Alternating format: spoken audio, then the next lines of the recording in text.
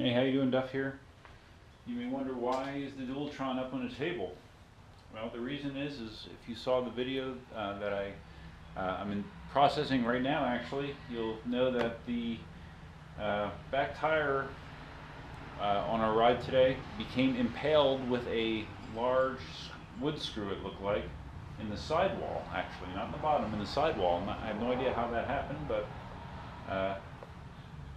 punctured the sidewall, and I had to ride the Ultron back to the house before it shut off on me about 3/4 of a mile from the house, and I pushed it the rest of the way.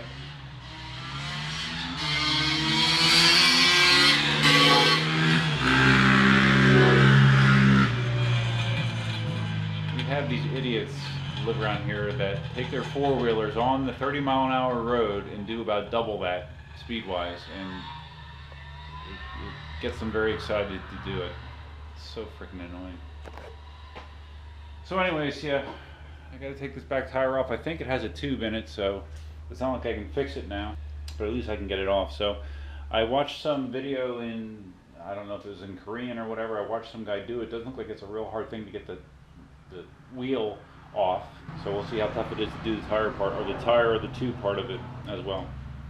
Alright, first thing I did is I backed off this little rubber protective boot that goes over the wire that goes into the motor itself. Alright, so this appears to be a 19mm nut on the back.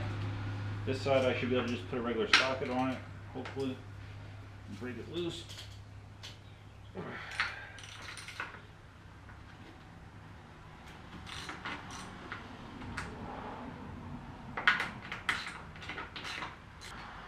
Alright, so it's just a nut with sort of a washer incorporated into it, and then there's this little keyed washer. So I've got to make sure that you put that back in the way it came off. Okay, I have a 19mm open-ended wrench. Yeah, it's going to be a little tight. There's not a lot of room around that.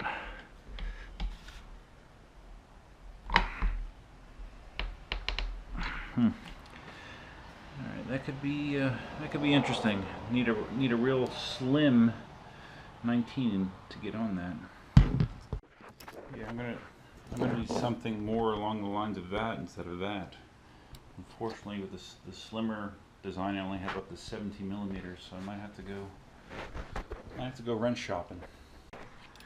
All right, so after a trip to Home Depot to get a 19mm wrench that had a slightly smaller head, it still didn't. It fit better, but I couldn't actually get any room to turn this nut. So, just for the hell of it, I took my needle nose vice grips and put it on here, and lo and behold, I could break it loose with that. So, okay, did not expect that to work, but it did. So let me get this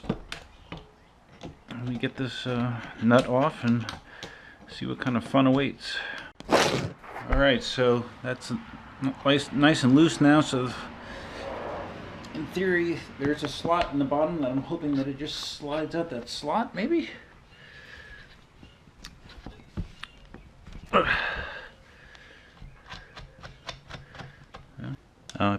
I gotta take this little washer doodad off, I believe.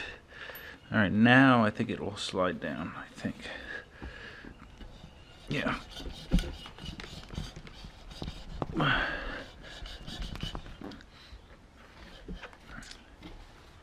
Getting there. Alright, in the one video I watched, I think I saw them strike the suspension with a rubber mallet. And that does indeed work. Alright. Okay. So now we have the tire.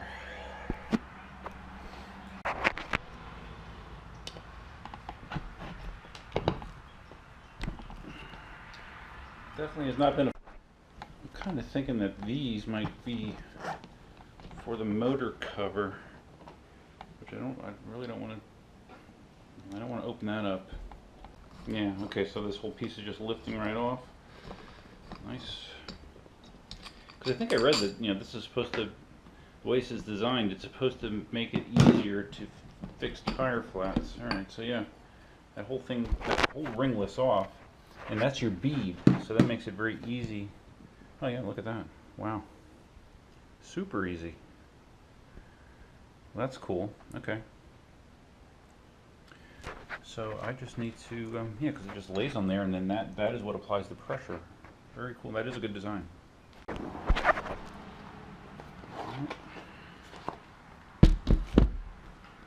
can also go off the tire as well. Yeah, that's a nice gash, huh? You see that? Real nice gash. Alright, so the tire is a 10 by 250. So, let's see what Amazon has for tubes. Alright, I see various tubes on here. A lot of them are motorcycle, it says, actually. But I need a right angle one, kind of like this, it looks like. A Wings Moto. That looks pretty good. The stem is definitely angled, like this one. Yeah, I think that's good. Okay, so ordered my replacement. Unfortunately, it won't be here till Monday, but that's not too bad, huh? Not too bad. And I just noticed on the inside of the tube, it actually says 10 by 2. Tire says 10 by 2.5. So I think I actually need a 10 by 2 tire, even though I just ordered a 10 by 2.5. Great. Okay, so luckily, since I just ordered it a few minutes ago, I was able to cancel the 10 by 2.5, and I ordered a 10 by 2 tube instead, which should be here on Monday. We shall continue then. Alright, I had Cindy pick me up a small little patch kit. I'm just going to put a patch on the inside where the screw went through. You'd probably be fine without it, but just for shits and giggles, I'm going to put this patch on. It's a slime pre-glued patch. Alright, got the sticky side here. Just gonna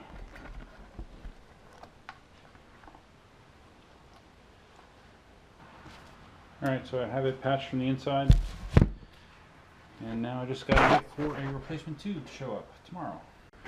Alright, Duff here. My replacement inner tube has arrived. Got this from Amazon. I'll put the link in the description below. It's a 2-pack of tubes, so if I would lose another one, hopefully I would have a replacement ready. It does have the same right angle valve, and it's a 10 by 2. So let's see how tough it is to get it back in the tire. I'm putting back these screws I had on the other side, which I did not need to remove in retrospect, so don't need to touch the screws on the side that the cable goes into. So that means I actually didn't have to, did I or not? Yeah, I didn't have to even take the disc brake off like I did either, so live and learn. Alright, so I am stuffing the tube into the tire, because I guess that just makes sense. Get it stuffed and tucked in there, and then I think in the video I watched they actually did stick a little bit of air in it once you got it in here. So I suppose I will do the same. Is this a directional tire? It is. So, alright, so tire rotates this way. This way. It's going to go in this way, so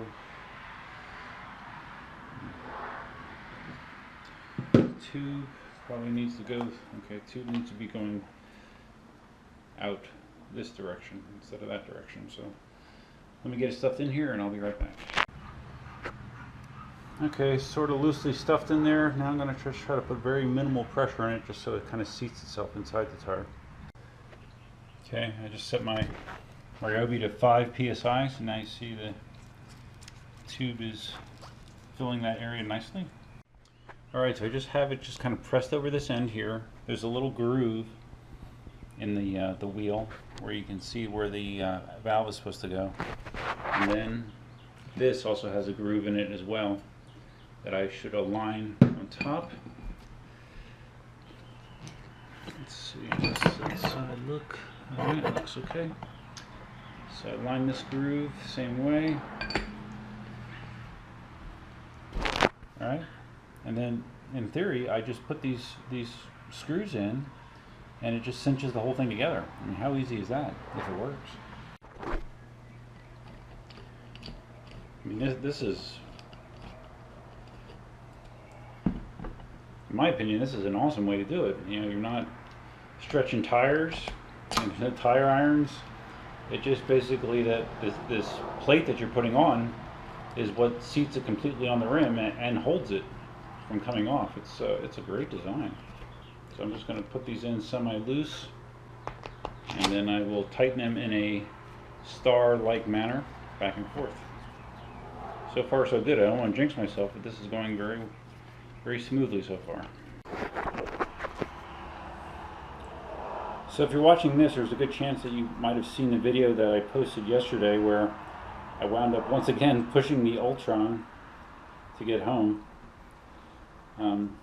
I did some more, and I briefly mentioned in the video, but I did some more thinking about the situation. I think I had some unrealistic expectations as far as what range I could get if I was going to still be riding aggressively like I was. You know, even though I was only in single motor mode, a single motor is a 1600 watt motor, and I was doing it at the number 3 setting, speed setting, which is, you know, the highest output. So I think I might have had an idea. I had a number in my head that I thought that I would be able to do, and I wasn't able to do it. I'm not quite as negative as I felt yesterday. You know, I think that was probably amplified from the frustration of having to push the damn thing, you know, for 2 miles, which was not fun. So I'm going to do some more range tests on it, but on those range tests I'm going to be trying the different modes and seeing what kind of result that has, and like how much range can I get out of that thing, out of the Dualtron, if I am doing low 20s as opposed to low 30s. So yeah, it'll all work out, although I don't know how I'll get cruise control working. Alright, just finishing up tightening these up. Really is a nice. Did I mention that I like this setup? Especially considering what I went through to change tires on the Mini Pro, change tires on the Monster, how much of a hassle that was. This is like night and day. Okay, so it's all firmed up there. Looks good. I'm going to put air. I'm going to pressurize it now. It has like 5 psi. Max is 45 psi, so I'm going to set it to 40, I guess, and we'll see how that goes. Okay, one complication. Got that valve nice and snug in there, but there's no room for me to get the valve in there to fill it.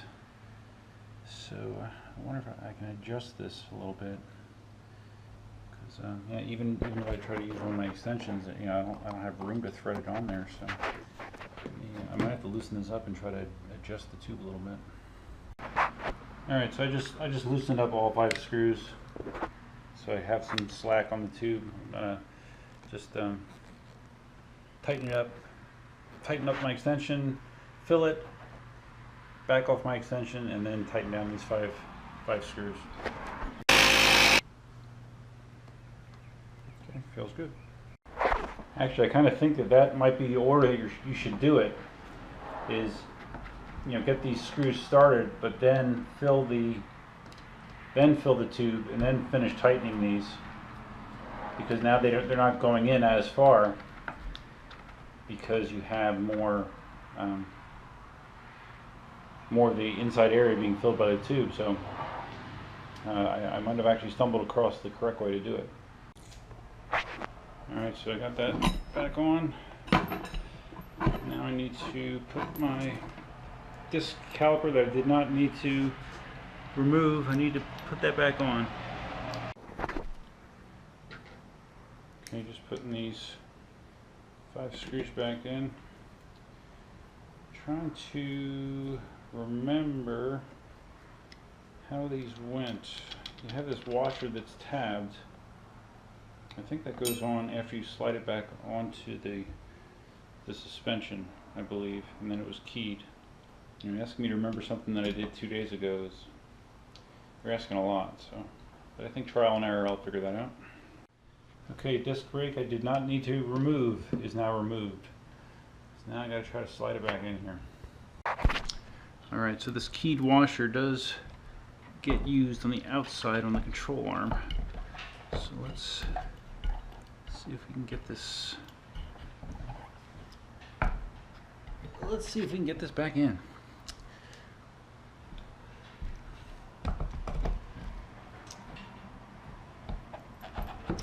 Could be a little touchy because you're also trying to get the disc brake back in, I guess, at the same time. But I did have to kind of tap it to get it out, so I probably had to tap it to get it in too. I'll be back. Okay, I got it slid up there.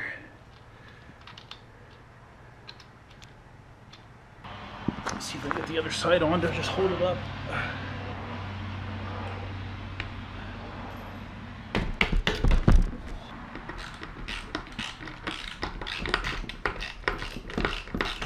Just want to make sure that it would stay in there. And now let's see if I can get the other side in. Alright, sorry about the lighting, but as you can see, the little tab there goes into the little, there's a little hole right above it. And then let's get our nuts started. Hopefully. Come on, baby. You got a thread on. Alright, there you go. Alright, so at that point that little washer keeps it in place, so it should be right. So let me see if I get this tight. I have my 19mm open-ended wrench. Something slimmer would still be better, because I can't get on here quite as well as I'd like to, but it's not doing too bad. Alright, so this is a cover for the wire side. Should just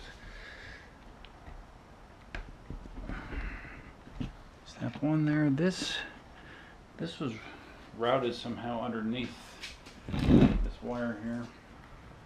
And there's a okay, yeah, there is a channel there on the suspension arm. When I pulled this out, I didn't really pay close attention, unfortunately. Okay, so it's on. It's on. I guess I need to see if it works, right? So let's do it while it's on the table. Totally safe. Let's just do the back one. All right, engage.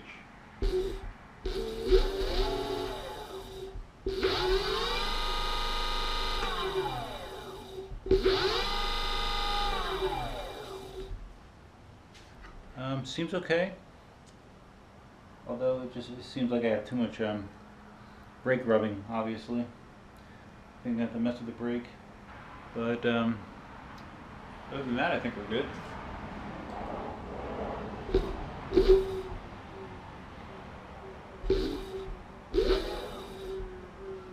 Yeah. I obviously have some rubbing here at the brake. I'll have to figure that out. But I do have juice. Alright, it looks...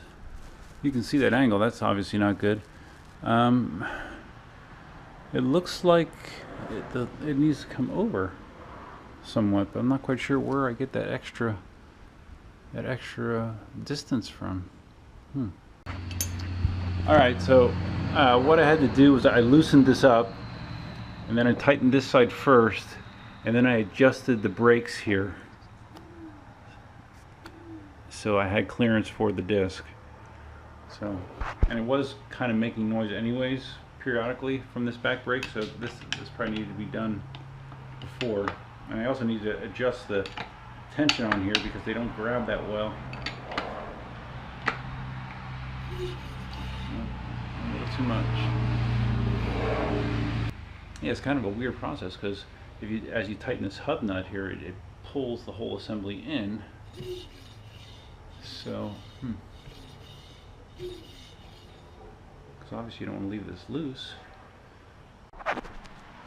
Alright, after multiple attempts, finally I have it in there correctly.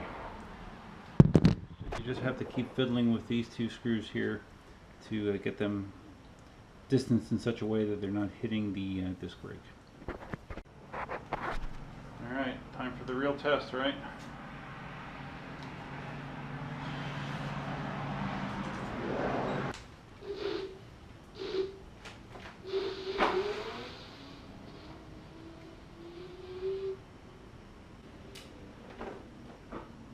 Feels good. Yep, feels good. Alright, so I just did a little bit more tweaking to the brakes. Got some more exposure to how the brakes are adjusted, so that's good. Feels good now. It's not rubbing, but they're actually grabbing better. I adjusted them so I get a more immediate grab that we were not getting before. So tire feels good. Power seems normal. Feels like it's good. So yeah, that wasn't bad at all. You know, other than me just learning the ins and outs of the way some of the stuff on the Dualtron works, but not a hard job at all. And now I have a spare tube just in case if I have another flat issue. I have a replacement, so that's awesome. So hopefully you found this video interesting. Riding this after riding the Ultron yesterday, you can definitely feel a difference as far as fit and finish. But I'm not giving up in the Ultron. I'm going to be riding a lot and giving you guys a good, honest opinion of it, and see how it holds up over time as I tweak little things. But anyways, I hope you found this video interesting. If you did, please give it a big thumbs up. If this is your first time visiting the channel, please consider subscribing. And that's all I have for you for now. Until next time, Duckman out.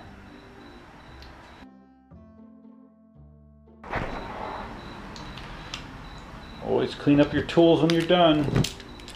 Don't procrastinate and say I'm going to do it later, because then you wind up not doing it and shit gets real messy.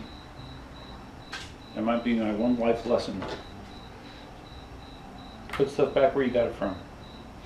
Keeps your life simple.